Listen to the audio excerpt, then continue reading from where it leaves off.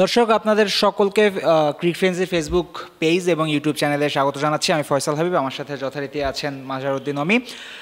আপনাদের সাথে আপনাদের প্রমিস করেছিলাম সেকেন্ড টেস্টের আগে আবার ফিরে আসব, ফিরেও এলাম। ভাই, এই শো মিস করেছিলেন কিনা, দর্শকদের মিস করেছিলেন কিনা? হ্যাঁ, একটু তো মিস করেছি। আমরা খুব ইন্টারেস্টিং সময় কাটিয়েছি লাস্ট টেস্টের আগে থেকে, আর ওই এক্সাইটমেন্টটা বিল্ড হচ্ছে এখন। সেকেন্ড টেস্টের আগে মনে হচ্ছে যে আরেকটু এক্সাইটেড ফিল করছি। শুক্রবার সেকেন্ড টেস্ট শুরু, একই মাঠে শুরু। পিচ পরিবর্তন হবে, পাশের পিচে সম্ভবত খেলা হবে, এবং যতটুকু আমরা ছবি দেখতে পাচ্ছি আগের চেয়ে বেশি সবুজ এই পিচ।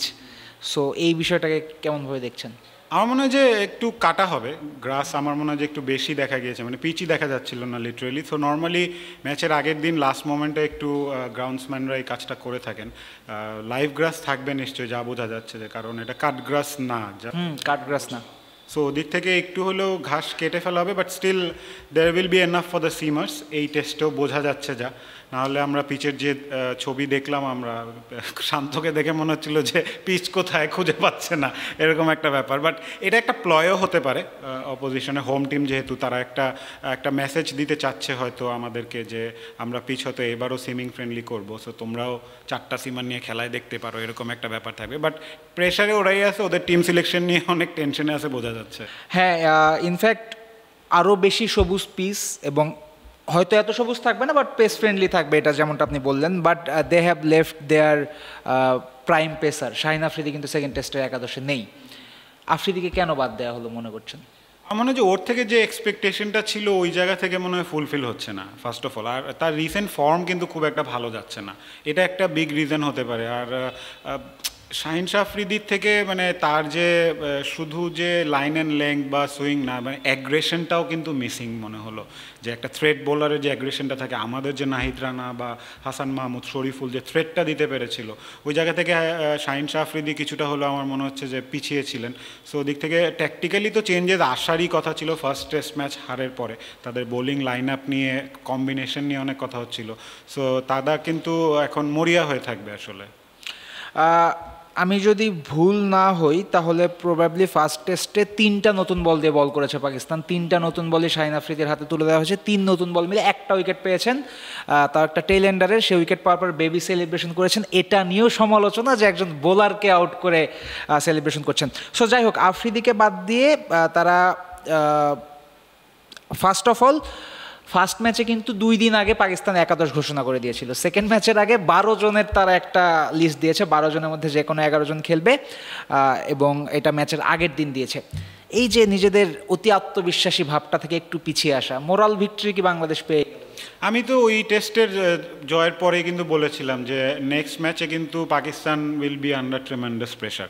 তাদের ফর্মার ক্রিকেটাররা যেভাবে স্ল্যাম করছে তাদের প্লেয়ারদেরকে, তাদের ক্যাপ্টেনকে যেভাবে করে আমি দেখলাম, ইনফ্যাক্ট রামিজ রাজা, ফর্মার পিসিবি প্রেসিডেন্ট, তিনিও কিন্তু খুব স্ল্যাম করেছে এই পাকিস্তানে। ভাই, একটা বিষয় কি, যে কোনো ক্রিকেটার খেলা ছাড়ার পরে ফার্স্ট কাজ ইউটিউব চ্যানেল খুলে ফেলে, এবং ইউটিউব চ্যানেলে যা মন চায় তাই, এবং দ্যাটস হোয়াট হ্যাপেন্ড। সো হ্যাঁ, যেটা বলছিলেন মোরাল ভিক্টরি বাংলাদেশের ফার্স্ট ম্যাচের পরে হয়ে গেছে। কিন্তু আমি একাদশ নিয়ে যদি কথা বলি, আফ্রিদিকে বাদ দেওয়ার হয়েছে এবং 2 জন নতুন প্লেয়ারকে নেওয়া হয়েছে, Abrar Ahmed, Mir Hamza. Mir Hamza lefty pacer, Abrar Ahmed leg spinner. সেক্ষেত্রে আমার মনে হয় মীর হামজা জাস্ট আইওয়াশের জন্য, আবরারই সম্ভবত আসছে। ওই যে লাস্ট মোমেন্টে একটু দেখবে, তারা পিছেও দেখবে, বাট এইবার নিশ্চয়ই তারা 4 সিমান নিয়ে খেলবে না, এটুকু আমি যতটুকু বুঝতে পারছি। Abrar Ahmed will be the spinning option, specially স্পিনের জায়গায় তাকে থাকবে। এবং ব্যাটিং নিয়ে ওরা বেশি ওয়ারিড না, কারণ সেকেন্ড ইনিংসে যেটা হয়েছে দ্যাট ওয়াজ অফ ডে বলতে পারি, যে একটা খারাপ দিন গিয়েছে। ওরা বোলিং নিয়ে বেশি কনসার্ন আছে, এবং বোলিংয়ে ওই স্ট্রেংথটা এবং ভ্যারাইটিটা দরকার ওদের। সো আমাদের যেরকম 3 সিমারের 3 ভ্যারাইটি, আমাদের স্পিনে 2 রকমের ভ্যারাইটি আছে। সো ওই জায়গাটা থেকে ওরা ওই ভ্যারাইটিটা অ্যাড করতে চাচ্ছে। ইনফ্যাক্ট আবরার কিন্তু এই টিমের হয়ে 4টা উইকেটও নিয়েছিল বাংলাদেশ এই টিমের এগেনস্টে। সো তার ওই রিদমে আছে। So obviously Abrar is playing, এবং এমন কোনো আহামরি না যে তাকে নিয়ে ভাবতে হবে আলাদাভাবে বাংলাদেশের, এটাও না। আমরা এর আগেও লেগ স্পিনার খুব ভালোভাবে সামলেছি টেস্ট ম্যাচ ক্রিকেটে যদি বলি আমি। সো ওই জায়গা থেকে নাথিং টু ওয়ারি অ্যাবাউট। আমাদের শুধু মোমেন্টামটা যদি আমরা ক্যারি করতে পারি, আর স্টার্ট আমাদের কিন্তু খুবই ইম্পর্টেন্ট। শুরুটা ভালো করতে পারলে we can cash it on. আরেকটা বিষয় আমি খেয়াল করেছি, যে সকল স্পিনারদের নিয়ে বেশি হাইপ ওঠে ওই সকল স্পিনারদের বাংলাদেশ কেন জানি ভালো খেলে। নারাইনের এগেনস্টে বাংলাদেশের ব্যাটাররা ভালো, আজন্তা মেন্ডিসের এগেনস্টে ভালো ছিল। সো আলটিমেটলি আমরা সম্ভবত পাকিস্তান একাদশে একটাই পরিবর্তন দেখছি, Abrar might come in place of Shaheen Afridi. কিন্তু বাংলাদেশের একাদশ কিন্তু এখনও আনফোল্ড করা হয়নি। কোচ বলেছেন পরিবর্তন আসতে পারে কন্ডিশন দেখে, ম্যাচের দিন সকালে বিবেচনা করে। বাংলাদেশের একাদশে আপনি কোনো পরিবর্তন দেখেন কিনা? আমি হাইলি আনলাইকলি। গত টেস্টেও কিন্তু শেষে বলেছিলাম যে এই উইনিং কম্বিনেশনটা ভাঙাটা কতটুকু যুক্তিযুক্ত হবে পিচের উপর ডিপেন্ড করে, কন্ডিশনের উপর ডিপেন্ড করে। আর যে পিচ দেখলাম একদিন আগে, pretty similar to the first test ম্যাচে। ওই ম্যাচেও কিন্তু আমরা গ্রিন সারফেস দেখেছিলাম, মনে হচ্ছিল যে পেস বোলারদের জন্য অনেক কিছু আছে। একটা হতে পারে অফ চান্স, আমি মানে জাস্ট মেবি হতে পারে যে maybe Nahid Rana can be replace by Taskin Ahmed or maybe Hasan Mahmud, but দুজনের ক্ষেত্রেই বলবো যে খুবই আনলাকি হবে যদি তাদেরকে ড্রপ করা হয়। এছাড়া আমাদের যে প্লেয়িং কম্বিনেশন আছে, একটা পারফেক্ট একটা কম্বিনেশন কিন্তু। আমাদের ব্যাটিং ডিপ, আমাদের স্পিন অপশন ভালো, আমাদের অলরাউন্ডার যে দুইজন তারা স্পিনার, স্পেশালি স্পিনার, ওই জায়গা থেকে তো আমাদের অ্যাডভান্টেজ অনেক হাই। আর সিমিং জায়গা থেকে আমি যদি দেখি, না আমি Taskin Ahmed may be a very good contender, but last moment পর্যন্ত হয়তো তারা চিন্তা করবে যে কোনো প্লেইং 11-এ চেঞ্জ করা যায় কি না, বাট আমার মনে হয় না খুব একটা চান্স আছে। দেখুন তাসকিনের ব্যাপারে যেটা, তাসকিন কিন্তু প্রথম টেস্টে আনঅ্যাভেলেবল ছিলেন, তাকে এ দলের হয়ে খেলতে পাঠানো হয়েছিল। এ দলের যে ম্যাচটা ছিল 4 দিনের ম্যাচটাও বৃষ্টির কারণে পুরো ফুলফিল হয়নি। সেক্ষেত্রে Taskin coming from an injury, তিনি টেস্ট ম্যাচ থেকে একটু বিরতিও নিয়েছিলেন। এখন সম্ভবত তাকে সরাসরি সেকেন্ড টেস্ট খেলতে নামিয়ে দেওয়া ওয়াইজ ডিসিশন হবে না। Right, exactly. আর আরেকটা হচ্ছে যে নাহিদ রানা বা হাসান মাহমুদ তারা কিন্তু ভালো রিদম দেখিয়েছে। হয়তো উইকেট কলামটা বেশি বড় ছিল না তাদের, বাট তাদের যে প্ল্যান ক্যাপ্টেন এক্সপেক্ট করেছিল তারা মোটামুটি ওটা চেষ্টা করেছে।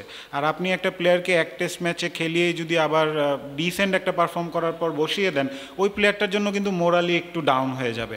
সো এই জায়গাটা থেকে মনে হয় যে যদি এই ম্যাচটা খেলতে পারে, আমার কেন জানি মনে হচ্ছে যে নাহিদ রানা বা Hasan Mahmud can be a trump card for Bangladesh in fact. Nahid রানার ব্যাপারে দুইটা কথা। ফার্স্ট অফ অল, রানা কিছুদিন আগে বিসিবিতে কথা বলেছিলেন, বিসিবি পাঠানো একটা ভিডিওতে তিনি বলেছেন যে ক্যাপ্টেনের এমন বুদ্ধি দিয়েছিলেন ক্যাপ্টেন, বাউন্সার সামনে বল, বাউন্সার সামনে বল। দুটা প্রশ্ন। ফার্স্ট অফ অল, বাংলাদেশের ক্যাপ্টেন কোচ এই ধরনের বোলারকে প্ল্যান দিয়ে দিচ্ছে, এটা করো, করতে থাকো, উইকেট পাবা, এই জিনিসটা আপনাকে কতটা খুশি করতেছে? সেকেন্ডলি, 19-20 বছরের একটা পেসার এক্স্যাক্টলি সেটা শুনতেছে, সেটা করতেছে, এই জিনিসটাও কতটা মাহাত্ম্য আসলে রাখে? একটা হচ্ছে যে আগেও কিন্তু ক্যাপ্টেনরা এভাবেই বলতো তার বোলারদের, বাট ওই এক্সিকিউশনটা ভালো হতো না। আরেকটা হচ্ছে যে পিচ থেকেও কিন্তু কিছু পাওয়ার হেল্প করেছে বাংলাদেশকে সিমিং দিক থেকে। ওই জায়গা থেকে কিন্তু ক্যাপ্টেন এক্সপেক্ট করছিল যে যেহেতু পিচে কিছু আছে, তার পেস আছে, তার ক্যারি আছে, সো তাকে দিয়ে ওই চেষ্টাটা করানো। এবং তিনি কিছুটা চেষ্টা করেছেন, আমি বলছিলাম, আপনিও বলছিলেন, শুধু বাউন্সার না, তিনি কিন্তু অনেক কিছু ডিফারেন্ট ট্রাই করবে এবং শেখারও একটা সুযোগ থাকবে। সো ওই জায়গা থেকে it's a very good site যে আপনি পেস বোলারকে সেই ভরসাটা পাচ্ছেন, পেস বোলার সেটার প্রতিদান দিচ্ছে আপনাকে। প্রত্যেক দিন কিন্তু সব বোলার উইকেট পাবে না, কোনো ক্ষেত্রে পার্টনারশিপ বোলিংয়ের কথা আগেও বলেছি যে অপর এন্ড থেকে কেউ প্রেশার ক্রিয়েট করবে, আরেক এন্ড থেকে উইকেট নেবে, এটাই খুবই ন্যাচারাল ব্যাপার। খুবই ভালো লাগে যে আমাদের পেস বোলিং ইউনিট নিয়ে আমরা এত কথা বলতে পারি এখন। আগে দেখা যেত যে 5-10 ওভার 12 ওভার পেস বোলাররা বল করে, তারপরে টানা স্পিনাররা। এখন কিন্তু আমাদের ওই স্ট্রেংথটা হয়েছে, ফিটনেসটা খুব ভালো আমাদের ফিটনেস লেভেল বলতেই হবে। Mushfiq man of the match হওয়ার পর কিন্তু মেনশন করেছিলেন যে বাংলা টাইগার্সের হয়ে তারা যে ক্যাম্পটা করেছেন, ফিটনেস লেভেল, আমরা বঙ্গবন্ধু স্টেডিয়ামে যখন দেখেছি যে তারা ফিটনেস ট্রেনিং করছে সেই গরমের মধ্যে, ওইটা কিন্তু এখন কাজে দিচ্ছে। সো একটা ফাস্ট বোলারের ফিটনেসটা খুবই জরুরি। যখন আপনি ফিজিক্যালি ফিট থাকবেন, স্ট্রং থাকবেন, তখন ক্যাপ্টেন আপনাকে যেটা বলবে আপনি অ্যাটলিস্ট ওটা ট্রাই করতে পারবেন।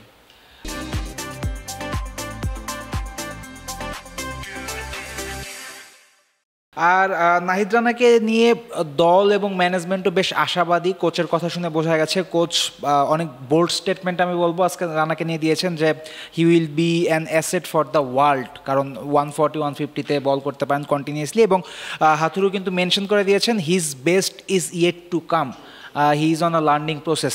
এমন ক্ষেত্রে এমন স্টেটমেন্ট দেওয়ার পরে প্রবাবলি রানাকে বেঞ্চ করা তার জন্য মোরালি একটা ব্যাপারটা ঠিক হবে। এইটাই, মানে এই এত বড় একটা কমপ্লিমেন্ট দেওয়ার পর টিম ম্যানেজমেন্ট কীভাবে ওকে ড্রপ করবে? এবং একটা যদি ফিউচারের জন্য বলা হয় অ্যাসেট, তাহলে তো আপনাকে রেডি করতে হবে তাকে। না খেলিয়ে তো রেডি করতে পারবেন না। সো এই জায়গা থেকে নাহিদ আমি আসলে কোনো চেঞ্জ দেখতেছি না ভেরি অনেস্টলি। মানে যদি সাদমান ফেইল করতো তাহলে হয়তো মাহমুদুল হাসান জয় ব্যাক করতেন, বা জাকির হোসেনকে তো আপনি ফার্স্ট চয়েস হিসেবেই ওপেনার হিসেবে রেখেছিলেন যখন মাহমুদুল হাসান জয় থাকার কথা ছিল। সো ওই জায়গা থেকে তো জাকিরেরও কন্ট্রিবিউশন কিন্তু ছোট হতে পারে, বাট খুবই ভাইটাল কন্ট্রিবিউশন ছিল। আমি এই টিমে কোনো চেঞ্জ দেখছি না। ইনফ্যাক্ট আমার মনে হয় যে এই টিম থেকে আরও যারা গত ম্যাচে পারফর্ম করেনি এই ম্যাচে তাদের পারফর্ম করার সুযোগ থাকবে। Suppose Najmul Hossain Shanto, I would love to see him score some runs. Zakir Hasan, I would love to see him score some runs. এবং আমাদের হাসান মাহমুদ বলি বা নাহিদ রানা বলি, তারাও যদি একটু উইকেট পায় কনফিডেন্সটা অনেক ভালো বাড়বে বাংলাদেশ। আর প্রথম ম্যাচে আমরা কথা বলছিলাম যে toss will be vital, second ম্যাচেও it's a no brainer, toss will be vital, যে দল টস জিতবে সে দল আগে বোলিং করবে। কিন্তু গড ফরবিড যদি বাংলাদেশকে আগে ব্যাটিং করতে হয়, সেক্ষেত্রে আমরা ফার্স্ট ম্যাচে পাকিস্তান পেসারদের যেমন পারফরমেন্স দেখেছি, আমার কাছে খুব বেশি ভয়ানক মনে হয়নি পাকিস্তান পেসারদের। সেক্ষেত্রে বাংলাদেশের আগে ব্যাটিং করতে হলে কি একেবারে সব শেষ হয়ে গেল এমন কিছু ভাবার দরকার আছে? মানে আমি তো ভাববো যে মানে বাংলাদেশ এই চ্যালেঞ্জটা নেক। যদি টসে হেরে যায় বাংলাদেশ, যদি বাংলাদেশ ফার্স্টে ব্যাটিংই করে, এই চ্যালেঞ্জটা বাংলাদেশের নেওয়া দরকার। কারণ সবসময় তো টস এমন একটা জিনিস আপনার হাতে নাই। সো আপনি যদি পুরোটা টসের ভাগ্যের উপর ছেড়ে আপনার দলের পারফরমেন্স ডিপেন্ড করে, তাহলে তো আপনি ভালো টিম না। এই জায়গাটা থেকে আমাদের এই স্ট্রেংথগুলোও টেস্ট করা দরকার, আমাদের উইকনেসটা কোথায় এটাও টেস্ট করা দরকার। ব্যাটিং ওয়াইজ আমি বলবো যে আমাদের যা ফার্স্ট টেস্টে ব্যাটিং হয়েছে আউটস্ট্যান্ডিং। সো ওই জায়গা থেকে ওই কনফিডেন্সটা কিন্তু যখন বাংলাদেশ সেকেন্ড টেস্ট খেলতে নামবে ব্যাটাররা, ওটা কিন্তু প্রতিফলিত হবে আই এম শিওর। মানে ব্যাটারদের মধ্যে ওই কনফিডেন্সটা আপনি দেখতেই পাবেন। So I would love to see যে হ্যাঁ বাংলাদেশ এবার টসে হেরে ব্যাটিং করুক, আমি অ্যাকচুয়ালি এটাই চাচ্ছি। এবং প্রথম ম্যাচে যেহেতু একটা প্যাটার্ন ছিল, বাংলাদেশ প্রথমে ফিল্ডিং করেছে, তারপরে তাদের রান টপকেছে, তাদেরকে ছোট রানে আবার সেকেন্ড ইনিংসে অল আউট করেছে। ইট ক্যান রিভার্স বাংলাদেশের ক্ষেত্রে হলে বাংলাদেশ কীভাবে রিয়্যাক্ট করে এটাও তো দেখা দরকার। অবশ্যই। এবং আমার মনে হয় পিন্ডি মানে রাওয়ালপিন্ডির পিচ বা মাঠ এটা ট্রেডিশনালি ব্যাটিংকে একটু সহায়তা করে। সেক্ষেত্রে আগে ব্যাটিং করার পরেও যদি ফার্স্ট সেশনটা আমরা কোনো মতে সার্ভাইভ করে ফেলতে পারি, তাহলে হয়তো বা খুব বেশি সমস্যা হবে না। সেক্ষেত্রে আমাদের ওপেনারদের ওপর বেশি চাপ থাকবে। এবং ওই সমস্যাটা যেটা আমরা ফার্স্ট ম্যাচে আলোচনা করেছিলাম যে টপ অর্ডারের 4 জনই লেফটি, ওইটা কিন্তু আমাদের সেকেন্ড ম্যাচেও থেকে যাচ্ছে। আপনি কি ওকে উইথ দিস, অথবা আপনি চান নতুন কিছু ট্রাই করুক ম্যানেজমেন্ট? আমার মনে হয় যে সিন্স দে পারফর্মড, তো এখন আর আসলে ওইভাবে চেঞ্জ করার আমার মনে হয় না। কারণ সবাই কনফিডেন্ট মনে হয়েছে আমার। লেফটি রাইটি নিয়ে কোনো ইস্যু দেখিনি আমরা। হ্যাঁ, মানে ব্যাটিংয়ের সময় কিছু কিছু ফেজ থাকে, তখন মনে হয় যে যদি দুজন রাইটি হতো তাহলে হয়তো ভালো হতো, বা লেফটি রাইটি হলে হয়তো ভালো হতো, এরকম একটা সিচুয়েশন আসে। বাট যেহেতু নতুন একটা শুরু, নতুন একটা ফ্রেশ স্টার্ট, সো ওই জায়গা থেকে আসলে কম্বিনেশন বা লেফট রাইট কম্বিনেশন নিয়ে ভাবার কিছু নাই, বা ম্যাচ আপ নিয়েও এখন শুরুতে ভাবার কিছু নাই। মেবি সেকেন্ড ইনিংসে হয়তো এটা নিয়ে ভাবতে পারে, বাট ফার্স্ট ইনিংসে যে কনফিডেন্সটা আছে বাংলাদেশ টিমের ব্যাটিং ইউনিটের, এখান থেকে আমি আসলে কোনো চেঞ্জেস বা ব্যাটিং অর্ডারে সাফল দেখছি না। আর আরেকটা বিষয় স্লাইটলি মাঠের ক্রিকেট থেকে একটু বাইরে, সেটা হলো ফার্স্ট টেস্ট চলাকালীন বা ফার্স্ট টেস্টের আগে সাকিব আল হাসানকে নিয়ে অনেক বেশি কথা হচ্ছিল। ক্রিকেটাররা ফেসবুকে বা সোশ্যাল মিডিয়ায় তাদের স্ট্যান্ডটা ক্লিয়ার করেছে, they are with Shakib Al Hasan. Second টেস্টের আগে প্রি ম্যাচ প্রেস কনফারেন্সে চান্ডিকা হাথুরু সিংয়ের কাছে প্রশ্ন গেছে যে what are you thinking about your future in Bangladesh cricket. এই একটা টেস্ট ম্যাচের প্রাক্কালে এই ধরনের চিন্তা বা এই ধরনের প্রশ্ন যাওয়া উচিত কি না, বা এই ধরনের প্রশ্ন, এই ধরনের চিন্তা ওই ড্রেসিং রুমের পরিবেশ নষ্ট করে? ড্রেসিং রুমের পরিবেশ নষ্ট করে না। আমরা এমন একটা আনপ্রেসিডেন্টেড সিচুয়েশনের মধ্যে আছি, টু বি ভেরি অনেস্ট। এই কোয়েশ্চেনগুলো কিন্তু খুবই অবভিয়াস। আমরা হাতুরু সিংয়ের ফিউচার নিয়ে অনেক দিন ধরেই তো কোয়েশ্চেন করছি, যে যখনই এই পট বদল পালা বদল হলো, তারপর থেকে তো তার ভূমিকা নিয়ে ফারুক আহমেদের সাথে তার যে এর আগের যে সিচুয়েশনটা আমরা দেখেছি, সো ওই জায়গা থেকে তাকে রাখবেন কিনা, এবং যেভাবে স্টেটমেন্ট দিয়েছেন বিসিবি প্রেসিডেন্ট, সো বোঝা যাচ্ছিল যে হয়তো হাতুরু সিংয়ের সময় ঘনিয়ে আসছে। বাট যেমনটি বলছিলাম যে হাতুরু সিং একজন প্রফেশনাল মানুষ, তিনি কিন্তু তার ওই জায়গা থেকে এমন কিছু এখন বলবেন না যেটাতে কন্ট্রোভার্সি ক্রিয়েট হয়।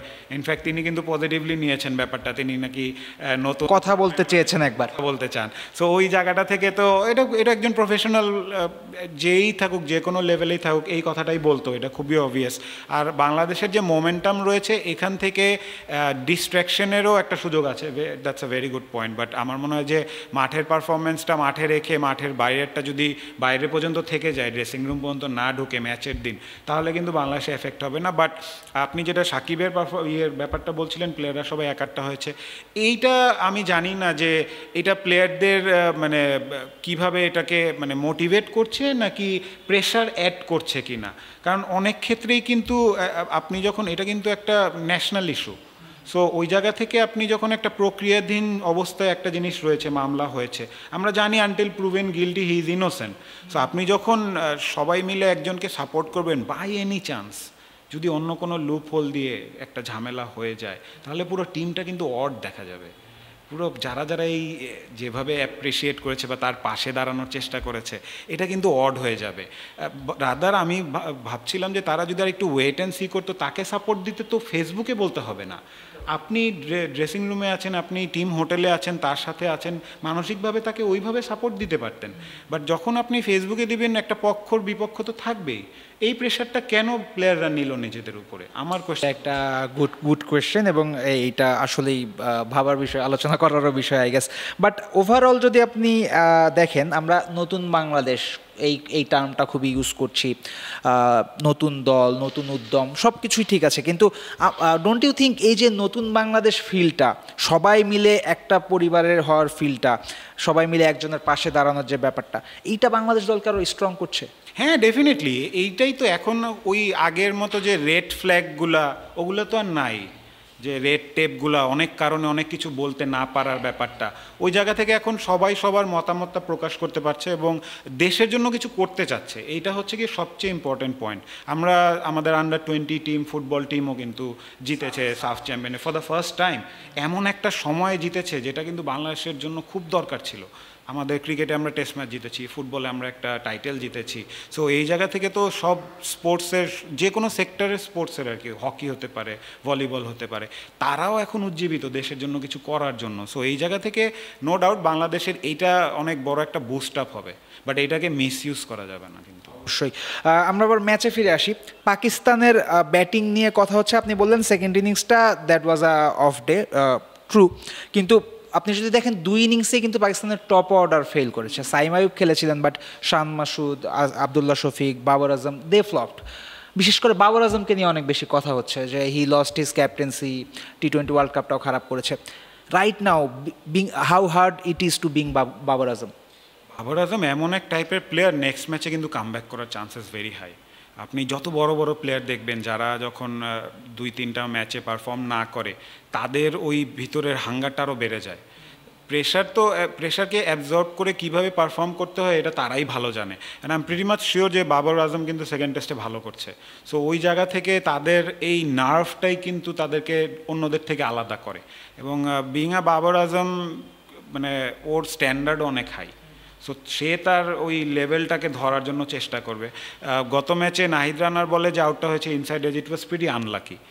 ফার্স্ট ইনিংসেও কিন্তু যদি ডাউন দ্য লেগ সাইড দেখেন, দুটোই কিন্তু খুবই আনলাকি। এবং বাট আরও একটা বিষয় আছে, ফার্স্ট ইনিংসে ডাক খাওয়ার পরে সেকেন্ড ইনিংসে ফার্স্ট বলেই কিন্তু হি গট আ লাইফ, এবং ওই আউটটাতে তারই দোষ ছিল, এবং হি বেসিক্যালি গট আ পেয়ার, মানে ওই ক্যাচটা মোটামুটি ইজি ক্যাচে ছিল। সেক্ষেত্রে বাবর আজমের জন্য এরকম এত খারাপ একটা টেস্ট কাটানো, এইটা বেশ রেয়ার। হ্যাঁ, মানে world class player, no doubt. হ্যাঁ, অনেক সময় তাকে কোহলির সাথে কম্পেয়ার করে কিন্তু জিনিসটাকে নষ্ট করে ফেলছে। কোহলি অনেক বছর ধরে ক্রিকেট খেলছে, কোহলি বাবর থেকে অনেক বেশি এক্সপিরিয়েন্স, অনেক বেশি ম্যাচ খেলেছে, তার রেকর্ড স্পিক্স ফর হিমসেলফ। আমরা যদি এত শুরুতেই একটা প্লেয়ারকে ও গ্রেটের সাথে কম্পেয়ার করে দিই, প্রেশারটা কিন্তু ওই প্লেয়ারটার উপর বেশি পড়ে।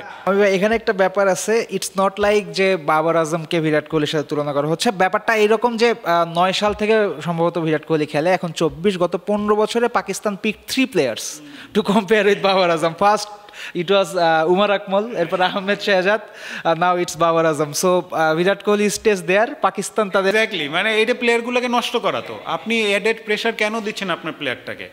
আপনি বলেন না যে আমাদের দেশের বাবর আজম হবেও কেন? Why you compare with someone like Virat Kohli? Virat Kohli, Babar Azam হবে। আপনি তাকে এই সাথে কম্পেয়ার করে পচায় শেষ করে ফেলতেছেন, আবার যখন ভালো খেলতেছে মাথায় উঠে ফেলতেছেন। প্লেয়াররা এই কম্প্যারিজন পছন্দও করে না, তারা এটাকে অ্যাডেড প্রেশার হিসেবে নেয়। সো আপনার মনে হয় পাকিস্তান দলের মধ্যে এক্স ফ্যাক্টর বলুন অথবা সবচেয়ে বেশি প্রবাবিলিটি ভালো পারফর্ম করা সেটা বাবর আজমই হচ্ছে? আনডাউটেডলি বাবর আজমের যে ক্যালিবার, যে ক্লাস, তিনি কামব্যাক করার চান্সেস ভেরি হাই। বাংলাদেশের যদি সেকেন্ড টেস্টেও ভালো কিছু করতে হয়, ফার্স্ট টেস্টের মতো বাবরকে আর্লি ড্রেসিং রুমে পাঠাতে হবে, নাহলে কিন্তু ঝামেলা আছে। আরেকটা প্রশ্ন সেটা হলো যে যেহেতু শাহিন আফ্রিদি তিনি খেলছেন না, পাকিস্তান পেস ইউনিটের পেস কমছে। শাহিন আফ্রিদি ফার্স্ট ম্যাচে 140-তে খুব কমই বল করেছেন, বাট হি ওয়াজ পেসিয়ার দেন মোহাম্মদ আলী এবং খুররাম শেহজাদ। সেক্ষেত্রে শাহিন আফ্রিদি নেই, নাসিম শাহ মানে আমার মনে হয়নি যে একেবারে সেরা ছন্দে আছেন, খুব বেশি পেস তিনিও ডেলিভার করতে পারেননি। মোহাম্মদ আলী, খুররাম শেহজাদ তারাও 130 অর মিড 130। সেক্ষেত্রে বাংলাদেশের তিনজন পেসার, নাহিদ রানা 140-র ওপর এবং শরীফুল এবং হাসান মাহমুদ দুজনই মিড 130, 135-এর ওপর করে। সো ইউনিট পেস ইউনিট কম্প্যারিজনে পাকিস্তানের চেয়ে বাংলাদেশ কিন্তু পেসিয়ার। এই ব্যাপারটা কেমন? এটা সবচেয়ে বড় অ্যাডভান্টেজ হচ্ছে আমাদের ব্যাটারদের। এই বোলারদেরকে যখন নেটে ফেস করে আমাদের ব্যাটাররা, তারা কিন্তু আর মানে ডিফিকাল্টি ফেস করে না মাঠে গিয়ে, যে এদের থেকে জোরে বলার তো খুব একটা নাই। সো 140, মিড 140, এটাও কিন্তু আমাদের বোলাররা নেটে এদেরকে অহরহ বল করছে। আগে একটা সময় ছিল যে আমরা অনেক ফাস্ট বোলারকে খেলতে গেলে খুব হিমশিম খেতাম, কারণ আমাদের নেটে ওরকম বোলারই নাই যে আমরা ফেস করব। এখন যেহেতু ওই লাক্সারিটা আমাদের আছে, আমাদের বোলারদেরকে ব্যাটাররাও বলে যে এখানে বল করো, তাহলে আমি আমার ডিফিকাল্ট জায়গাটায় আমি কিভাবে খেলতে পারবো এটা আমি প্র্যাকটিস করে নিই। থ্রোয়ার বা মেশিনে খেলা আর একজন বোলারকে নেটে খেলা কিন্তু আকাশ পাতাল পার্থক্য। আমরা মেশিনে দেখি যে স্পিড সেট করা থাকে, লেংথ সেট করা, আই নো কেমন বলটা আসবে, বলটা ওইটা কিন্তু ক্রিকেট বল না, that's a different ball. So ওই জায়গা থেকে মুভমেন্টও খুব কম হয়। আর এখানে সিমে বল পড়লে কিন্তু একটা এক্সট্রা মুভমেন্ট, পেস, বাউন্স, এগুলো যখন নেটে খেলবেন, আর মাঝখানে খেলার থেকে নেটে ফাস্ট বোলারদের খেলা কিন্তু আরও বেশি ডিফিকাল্ট। মানে তারা অনেক সময় ওখানে কিন্তু ওই ওভার স্টেপিংটা খেয়াল করে না, পিচ আরও ছোট হয়ে যায়, বল করা শুরু করে, ব্যাটারদের কিন্তু খবর হয়ে যায়। ওই জায়গাটা থেকে আমাদের এই অ্যাডভান্টেজটা আছে যে আমরা নেটে এদেরকে খেলার অভ্যস্ততা আমরা পাচ্ছি। এবং পেস বলারের তো প্রথম কথাটাই আসে পেস। সো ওই জায়গাটা থেকে তো আমরা অবশ্যই এগিয়ে আছি, নামের মধ্যেই পেস আছে। সো এখানে আর শ্রীলঙ্কার রাইট নাও একেবারে formidable white red ball pace unit আমার মনে হয় নেই। পাকিস্তানের আছে, ইন্ডিয়ার আছে, বুমরা টুমরা যারা যারা আছে, একটু ওভার অ্যাম্বিশিয়াস শুনতে লাগতে পারে, বাট ডু ইউ থিঙ্ক বাংলাদেশের সেই ক্যাপাবিলিটি বা প্রবাবিলিটি আছে in coming 2 or 3 years to be the best pace unit in subcontinent? আমাদের এখন যেটা টার্গেট সেট করতে হবে যে আমাদের কনসিস্টেন্সিটা রাখতে হবে। আমাদের অন্যদের সাথে কম্পেয়ার না করে নিজের বারটা রেস করতে হবে যে একজন ফাস্ট বোলার একটা টেস্ট ম্যাচে কত ওভার বল করেছে। ওর যে মানে অ্যানালাইসিস হয় ম্যাচ শেষে, তখন গিয়ে কিন্তু প্রত্যেকটার মধ্যে একটা টিক মার্ক দেওয়া থাকে। লেংথে কয়টা বল করেছে, ফুলার লেংথে কয়টা বল করেছে, শর্ট পিচে কয়টা বল করেছে, তখন গিয়ে দিন শেষে তাকে কিন্তু অ্যানালিস্ট দেখায় যে দেখো তোমার টাস্ক ছিল এটা, তুমি এতটুকু কমপ্লিট করেছো, তোমার এতটুকু এখনও বাকি আছে। যেদিন বাংলাদেশি পেসাররা এই অ্যাকর্ডিং টু প্ল্যান বল করতে পারবে, সেদিন আমি ভাববো যে বাংলাদেশ দল সাবকন্টিনেন্টের একটা best bowling unit. It's not just about picking up wickets, আপনি কন্ট্রিবিউট অন্যভাবেও করতে পারেন, কিন্তু একটা ইউনিট হিসেবে যদি আমরা খেলি, একজন ভালো করলো, দুইজন ভালো করলো না, তাহলে ডিফিকাল্ট। আমাদের মানে সামগ্রিকভাবে ভালো করাটা জরুরি। আর পেস বোলার কিন্তু আপনার এক্স ফ্যাক্টর অ্যাড করে। একটা যে কোনো দলেরই খেলার মধ্যে একজন fast bowler, express fast bowler যদি ব্যাটারকে কয়েকবার টেস্ট করে, ওই ব্যাটার কিন্তু চিন্তায় পড়ে যায় যে আমি তাহলে অন্য বোলারকে টার্গেট করি, একে কোনো রকমে খেলি। এইটা যত সংখ্যা বাড়াবো আমাদের ভালো বোলারের, তখন গিয়ে অপোজিশন কিন্তু ভুল করবে, আউট হবে। মানে ব্যাপারটা এইরকম যে ব্যাটারকে যদি মেন্টালিও ব্যাকফুটে নিতে পারি, তাহলে আমি মাঠেও ব্যাকফুটে নিতে পারবো, উইকেট নিতে পারবো। আমরা পেসারদের নিয়েই বেশি কথা বলছি, কারণ যা আমরা গেস করছি পিন্ডিতে বাংলাদেশি পেসাররাই আসলে পার্থক্য গড়ে দিতে পারে। ডেফিনেটলি আমার। এবং বাংলাদেশে যদি আপনাকে এরকম একজন এক্সপেক্টর ক্রিকেটার পিক করতে বলি, আপনি কাকে পিক করবেন? I would love to see Hasan Mahmud pace bowling ইউনিটে। আমার মনে হচ্ছে যে হাসান মাহমুদের মাঝে মধ্যে হয় কি যে আপনার উইকেটের পাওয়াটাও খুব জরুরি। পেস বোলাররা সারাদিন এত খাটনি করে, তারপর গিয়ে যদি উইকেটটা না পায়, যতই ইকোনমি ভালো থাকুক বা থাকুক, একটু শোল্ডার ডাউন হয়ে যায়। হ্যাঁ, শোল্ডারটা ডাউন হয়ে যায়। তো ওদিক থেকে আমি চাবো যে আমাদের পেসাররা যদি উইকেটের মধ্যে থাকে, যদি বেশি বেশি উইকেট পায়, তাহলে গিয়ে সেটা ফিউচারে গিয়ে কনফিডেন্সটা দিবে। আর লাস্ট প্রশ্ন এবং একেবারে চাঁচাছোলা উত্তর চাই, আপনি সেকেন্ড টেস্টের ফলাফল কি দেখছেন বা মানে প্রত্যাশা কি করছেন বা রিয়েলিস্টিক্যালি কি? আমি চাচ্ছি বাংলাদেশ এই টেস্টটা ড্র করুক। আমারও তাই মনে হচ্ছে যে ড্র হবে সব দিক দিয়ে। কিন্তু আবার ওই যে আমরা যেমনটি বলছিলাম যে আমরা যদি নেগেটিভ মাইন্ডসেটে থাকি তাহলে কিন্তু ড্র করার জন্য যদি খেলি তাহলে হেরে যাব। আমরা যদি জিতার জন্য খেলি তখন সিচুয়েশন ডিমান্ড করবে যে তখন আমাদের হাতে অনেক কিছু থাকবে, তখন গিয়ে আমরা বুঝতে পারবো যে আমরা ড্রয়ের জন্য যাব না জয়ের জন্য যাব। আমার মনে হয় এখন যদি দুই দলকে আপনি তুলনা করেন সেক্ষেত্রে আই উড সে ওদের স্পিনের চেয়ে আমাদের স্পিন শক্তিশালী, ওদের পেসের চেয়ে আমাদের পেস শক্তিশালী, আমাদের ব্যাটিংয়ের চেয়ে ওদের ব্যাটিং শক্তিশালী। বাট আমরা যেহেতু ফার্স্ট ম্যাচে ভালো করেছি সেই আত্মবিশ্বাস সেকেন্ড ম্যাচে যদি ভালো করতে পারি ড্র করা খুবই রিয়েলিস্টিক একটা সম্ভব। হ্যাঁ, এবং এই সিরিজটা জয় করা খুবই ইম্পর্টেন্ট বাংলাদেশের জন্য, কারণ আমরা হ্যাঁ অবভিয়াসলি, কারণ আমরা অনেকবার দেখেছি যে আমরা টেস্ট ম্যাচে 2 টেস্টের সিরিজে প্রথমটা টেস্ট জিতি তারপর এটা গিয়ে বাজেভাবে হারি।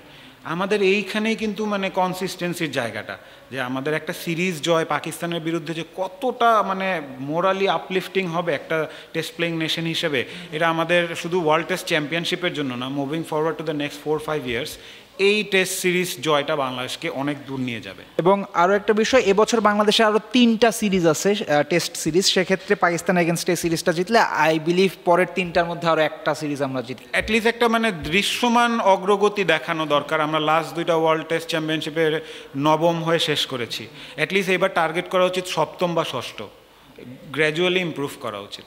দর্শক যেটা শুনলেন যে বাংলাদেশের আসলে ওয়ার্ল্ড টেস্ট চ্যাম্পিয়নশিপে একটু হলেও উপরে ওঠা উচিত এবং উপরে ওঠা সম্ভব যদি রাওয়ালপিন্ডিতে পাকিস্তানের এগেনস্টে দ্বিতীয় টেস্টটা বাংলাদেশ ড্র করতে পারে, অ্যাটলিস্ট বাংলাদেশ যদি হেরে না যায়, এবং আমাদের প্রত্যাশা সেটাই থাকবে।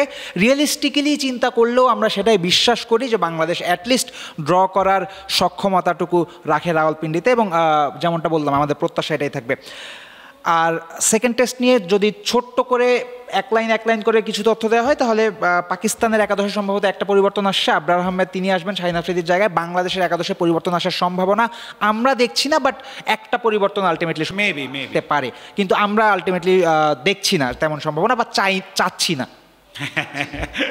আর রাওয়ালপিন্ডিতে বৃষ্টির সম্ভাবনা আছে, বৃষ্টি বিঘ্নিত একটা টেস্ট হতে পারে, এবং সবচেয়ে ভাইটাল ক্যারেক্টার 2 দলের 11 জন প্লেয়ার 3 জন আম্পায়ার বাদেও যেটা হতে পারে সেটা হলো টস। বাংলাদেশ টসটা জিতলে এই ম্যাচেও কিন্তু শুরুতেই অনেকখানি এগিয়ে যাবে। আজকের মতো আমাদের আলোচনা এই পর্যন্তই ছিল। রাওয়ালপিন্ডি টেস্ট অর্থাৎ দ্বিতীয় টেস্টের প্রথম দিন শেষে আবার আপনাদের সাথে যুক্ত হব। আশা করছি আপনারাও আমাদের সাথে যুক্ত হবেন, ক্রিকেট নিয়ে আলাপ আলোচনা হবে এবং বাংলাদেশ এই টেস্ট আপনারা যেমন দেখবেন আমরাও তো অবশ্যই দেখব, টেস্টে গভীরভাবে বিশ্লেষণ করব আর কি, এটাই বলতে চাচ্ছিলাম, ওয়ার্ডটা মাথায় আসতেছিল না। যাই হোক দর্শক, সবাই ভালো থাকবেন, সুস্থ থাকবেন, ক্রিক ফ্রেন্ডসের সাথে থাকবেন, কারণ দেশ বিদেশের ক্রিকেটের সবশেষ খবর এখানেই পাবেন।